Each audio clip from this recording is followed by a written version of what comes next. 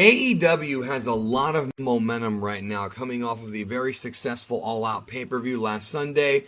There has already been talk that it is the biggest pay-per-view buy rate in company history. I don't have the numbers in front of me right now because I'm recording this video before the numbers come out, but I wanted to discuss what AEW can do to really compete with WWE. Because I think a lot of fans are now under the belief that AEW is about to go head-to-head with WWE. As far as like when it comes to, like ratings and buy rates and overall company success. And they are definitely hot right now. AEW is very, very hot. But WWE has equity because WWE has been the biggest company for years, decades in fact, and has been around, way like over half a century this company's existed, since all the way back when they were the WWF, Worldwide Wrestling Federation, and even Capital Wrestling before that. But you have to look at the fact that just under 2 years, AEW started 2 years ago. It was the very beginning of 2019. All Out, the predecessor to it, was All In, and that would have been 3 years ago, September of 2018. And that's what led to the formation of AEW.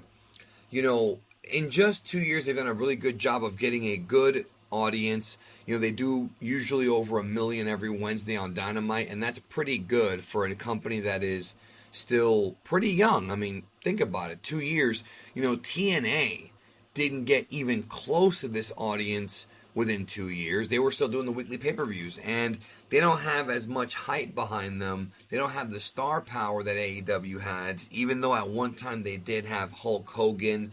They had Sting, of course. They had AJ Styles, Kurt Angle, Samoa Joe. They had a great roster. You can't deny that. But AEW is different because it all kind of goes to teach us that it's not just about your roster. It's also about right place, right time. And I think the big reason as to why 2019 was the right time and why AEW coming along got so many fans so fast is because of the fact that at this point there had been so many lapsed WWE fans. There had been so many people at this point who really, really got sick of the way WWE treated them and jerked them around as far as the storylines and the characters go. And I think AEW is providing a place for talent to shine as well as be a little bit more creative. This goes for actually both the fans and the wrestlers, because all we've heard all weekend is about how much freedom AEW gives you. It's not super strict like WWE where everything has to go through Vince. And I mean, in AEW everything has to go through Tony Khan, but he lets you kind of write your own promos, come up with your own stuff. WWE just has a whole creative team. And in AEW, the wrestlers are part of the creative team. So that is always a good thing to have input from the talent. It's something that goes all the way back to the territorial days when the talent would have input. So that's the first thing that really AEW needs to do is keep the wrestlers happy. And they've done that before. WWE doing really strange decisions like shutting down Twitch and wanting to control everything so much. Like, that to me is just nonsense.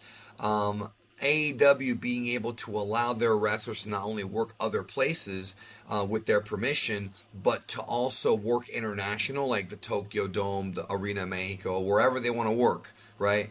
But also give them the ability to do Twitch and kind of have side projects.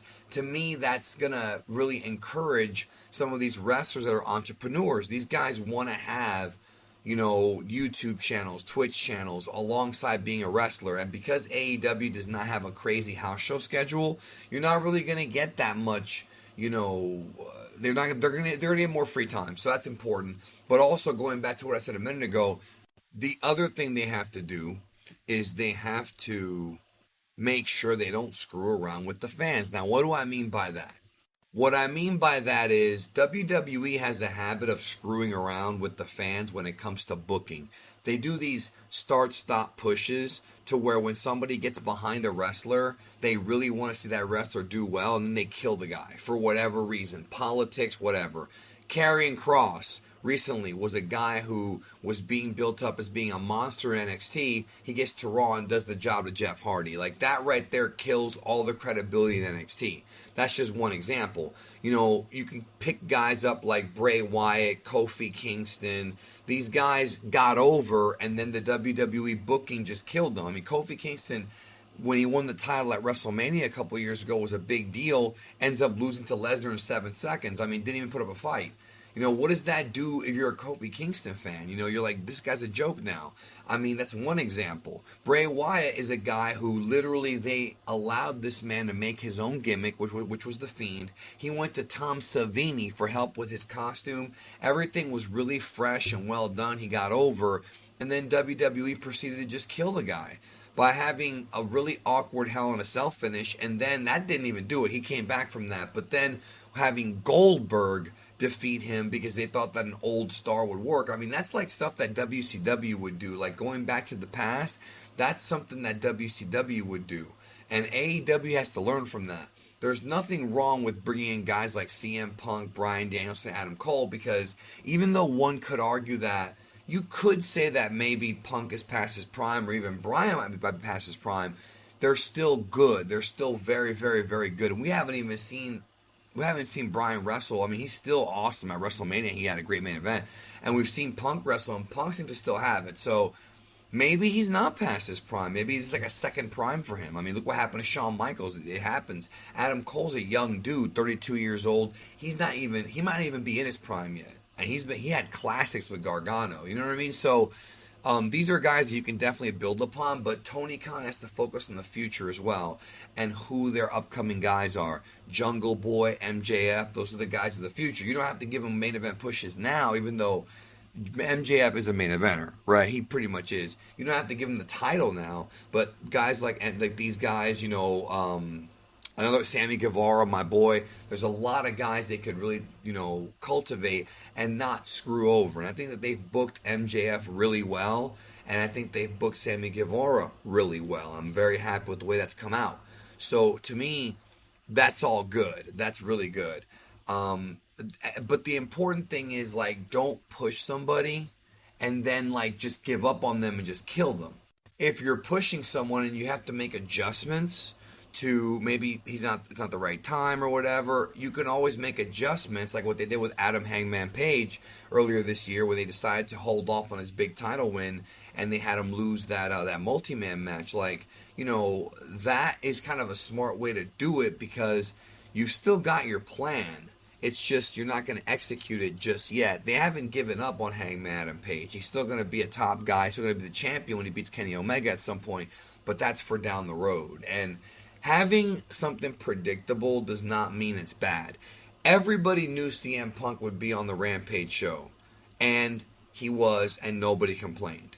Everybody heard that Bryan would be at All Out. He was, nobody complained. Like, there's nothing wrong with being predictable. When you swerve the audience in a way that isn't well executed and makes no sense, all you're doing is pissing them off. You want to swerve them in a way that makes them go, oh, that was cool. Like when Adam Cole turned and joined the Elite. Made you think he was going to be a babyface, but he's a heel. Like, that is a good idea because Adam Cole is, in my opinion, better as a heel.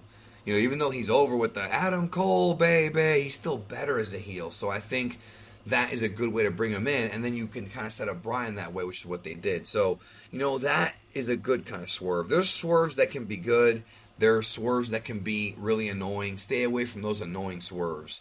Also, I think one of the problems with AEW is that they sometimes have too many, like, sometimes their shows will be overcrowded, and I think that now that they have that extra show Rampage, and they have like that third hour, and they have some of the YouTube shows, they can stretch out the talent. Like, you know, you want to bring talent in and you want to use them, but you don't want to overuse them all on one show because then nobody remembers. Like, the thing about the shows are you want to focus on, you know, maybe 3 or 4 good angles and good feuds and not focus on 10 of them. And they were making this mistake earlier this year, and thankfully they've rectified that now going forward.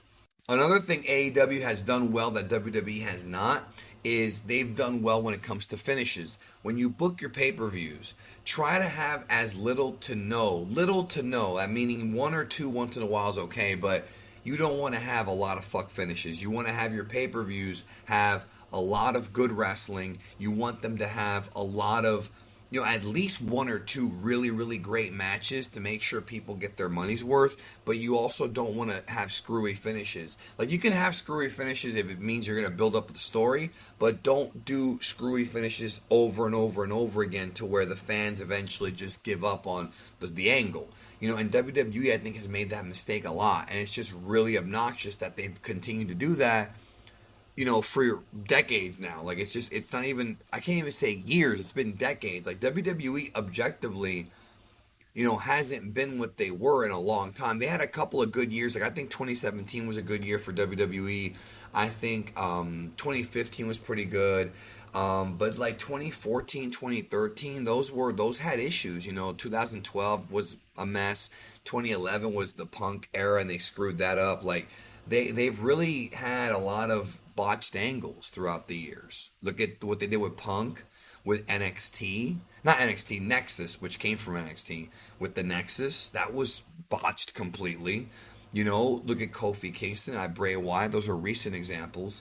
They gotta chill with this. And AEW has to really keep their plan going and plan things out. If you're gonna go somewhere with a guy, see it through. And I think that they're probably going to do that. Tony Khan seems to be a fan of wrestling, but also somebody who understands wrestling to a degree. There are some criticisms here and there of his booking that I have, but so far, so good. Also, what you'll want to do as well, to really make your product as good as possible, is be patient, because Dynamite's not going to get the ratings of a Raw or SmackDown overnight. It's going to take some time. Even with CM Punk and Bryan and Adam Cole there, they are going to help, but it's building blocks. It's building blocks. It takes time.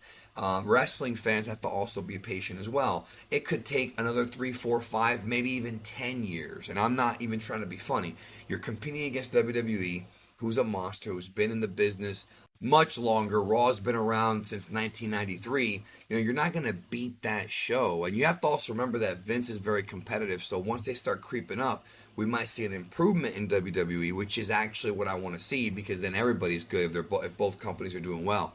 But you have to be patient. You know what I mean? It's not going to happen overnight. It's not going to even happen by the end of the year. But I do think that there is a possibility, based on the growth rate of AEW, which will level off at some point, that I think that they could end up getting there or getting close to that, but it's going to take some time, and it's going to take some good angles and angles that the fans care about. That's what it's going to take. You're going to have to come up with some really good angles that the fans really get invested in, and keep your talent pool fresh. I do like, one of the advantages AEW has is they have the ability to work with Impact Wrestling, Mexico, and Japan. So you can bring in guys like Minoru Suzuki for a couple weeks. You can bring in guys from Japan.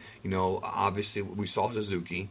We saw Tanahashi at one point. We saw Kenta at one point. Like, that freshens up the shows. They're little surprises that the fans pop for, but also it gives you a couple of fresh matches to where you don't have to burn through rematches and stuff like that. Have everything make sense, and I think that's what I would like to see from AEW going forward. Also, I feel like going forward, they really have to be cautious about getting too much WWE talent.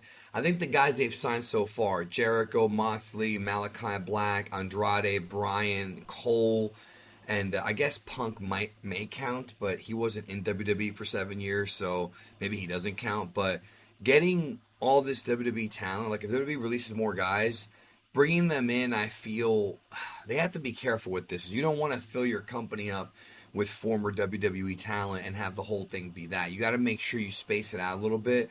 So, like, for example, Bray Wyatt. Bray Wyatt would be great for AEW, especially with the Dark Order if they choose to go in that direction. But at the same time, like, is it right to bring him in now? I'd wait a little bit, maybe a couple more months. You want to make sure that you have room to breathe with the guys you bring in. But like Braun Strowman, I don't really see a point to bring him in, because, like, even though he's a fun wrestler to watch sometimes, not the best worker, but fun to watch, and he does have charisma, you're going to start, you've already got Paul White, so you really don't need another giant there. And Paul White is, he's obviously from a different era than Braun Strowman. He's probably more well known, although he is older. So I would keep the Giants to a minimum on that and kind of focus more on athleticism, focus more on kind of the younger guys. So like if WWE lets somebody go who's younger, like for example, somebody from NXT who still hasn't really had a run yet, that's okay. But I think bringing in guys that WWE cuts, unless it's like somebody like tremendously huge, like a Roman Reigns, which ain't gonna happen, I would keep that to a minimum and just focus on cultivating your own talent because you want to have a different talent pool from WWE. Now, when it comes to the women, that's a different story because AEW's women's division needs more seasoned talent like Charlotte's and Sasha's and Bailey's. And I'm not saying they're going to jump because they probably won't right now, but if any of those women become available, like Asuka, somebody who has WWE clout but is also a great worker, that's somebody you want to bring in to sign. You know, somebody who can help your women's roster because the AEW's women's roster is the weakest thing about AEW, and I feel like if they bring in more of these more veteran women who have worked on top, who have been able to kind of make everybody else around them better, I think they can help the women's division a lot. So when it comes to the women, and WWE letting them go, if it's a good worker, bring them in. I definitely think so. But I think that from now going forward, AEW has enough original talent to where they really don't need to bring in any more WWE guys unless somebody incredible becomes available.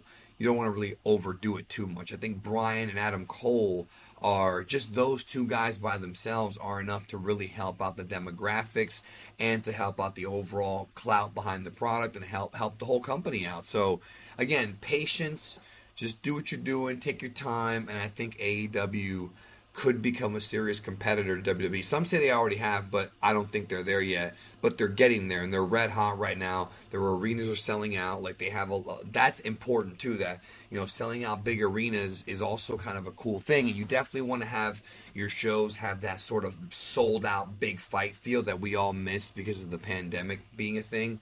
So I think that they should definitely try to do that, and make all their shows kind of fun and have it go from one show to another, have it make sense.